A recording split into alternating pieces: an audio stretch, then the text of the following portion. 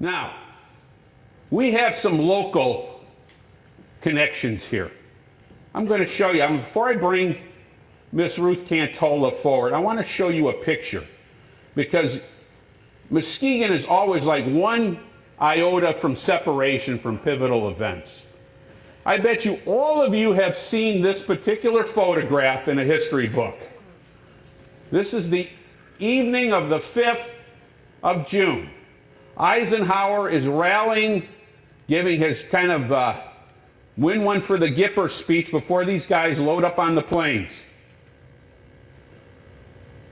And there's always a Michigan connection. Well, the guy he's talking to, of course, is from Saginaw. We don't know what his name is.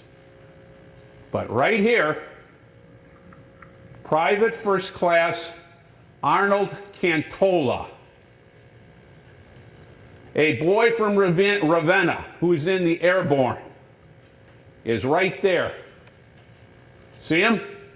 Miss Cantola, would you come forward at this point? I want to get your recollections of this, if you could. Could we get a chair for Miss Cantola here?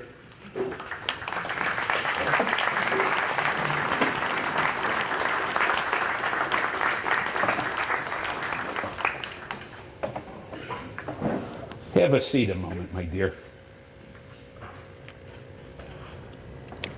I'm going to give you this, and I'll ask you a couple questions, and feel free to share what you know and what you remember. All right. Tell us a little bit about Arnold.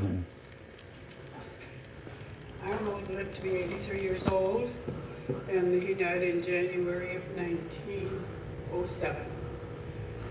He loved his country, he loved his family, and he loved his Lord, so we're going to be together again.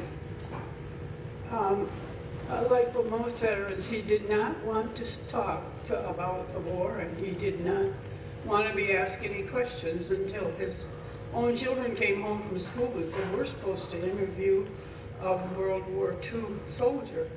And then he would tell them what he wanted to tell them. And of course, they always wanted to know, did you kill anybody? And he always said, oh, I hope not. But he loved everybody. He even loved his mother-in-law. And he was generous to a fault. And he thought his gift was giving. And he would just give. Instead of giving 10% to the church, he'd give 25%. And all the time he was working. He worked as an electrician, and when he retired, he worked his own business, and so he actually worked until he was 80 years old. We have 4 children, 11 grandchildren, and 8 great-grandchildren. Some of them are here tonight, and I'm so thankful that Mr. Mullally took the time to come and visit me and take pictures. Mm-hmm. Did Arnold ever talk about D-Day at all with the kids? He did tell them. He said they jumped in behind the lines. He was in 101st Airborne, 501 Division, Headquarters Division, and he was the radio operator.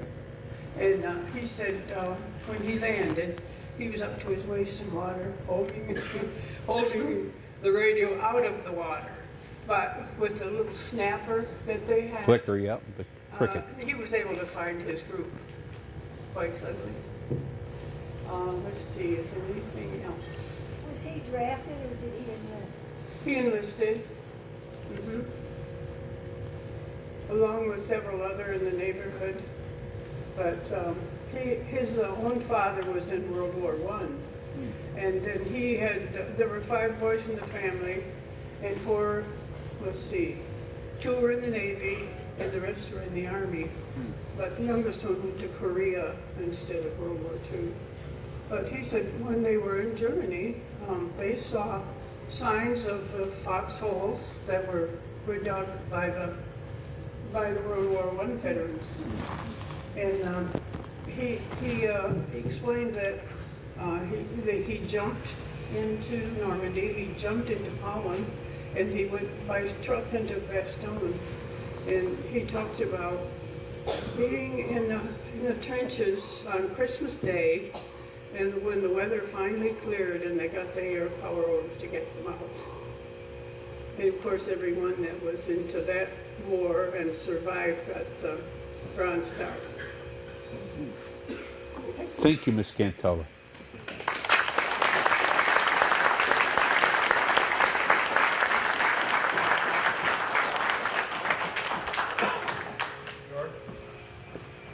One additional thing. Yes, go ahead, Mr. Mullally, Richard Mullally. A retired teacher friend of mine was teaching adult education history class in Muskegon in the 1960s, and that picture was in the textbook. One of the students said, "Mrs. Albers, do you know that there's somebody sitting right here in this class right now who's in that picture?" And there was Arnie. He wasn't going to mention it, but there he was.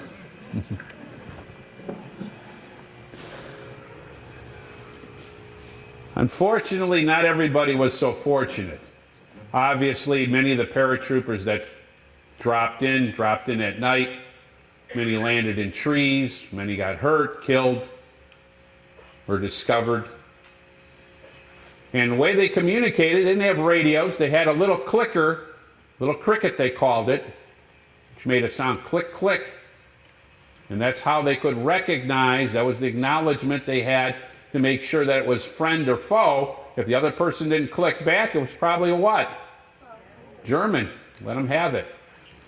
So, many of the units especially came in by glider, towed in by an airplane on a 5/8 inch nylon rope. And they would let them go, and they would let the wind power glide them in. Well, gliders without power don't often fly very well. And you don't have the ability in some cases to land them in the places you want to land them. And there was many fatalities just getting these gliders down. And then we have the case of Robert Steele. The 101st Airborne 502 unit, who ended up paratrooping in, and he got stuck on the steeple of St. Mare Église Church. Now, imagine feeling helpless. You're dangling from your parachute. You can't drop down. Obviously, that's an awful big drop. It's the middle of night. And what's going on in town at the same time? A huge fire, and of course they're ringing the bells like crazy to let everybody know that they got to turn out for the fire. So not only are the volunteer fire department out there, but the Germans are out there in massive force. Dare he make a peep? He tried to go and play dead, but eventually they discovered him, and he's taken prisoner. It was such a poignant event that the French commemorate Robert Steele. That is a mock-up of Robert's personage hanging by a parachute, still there.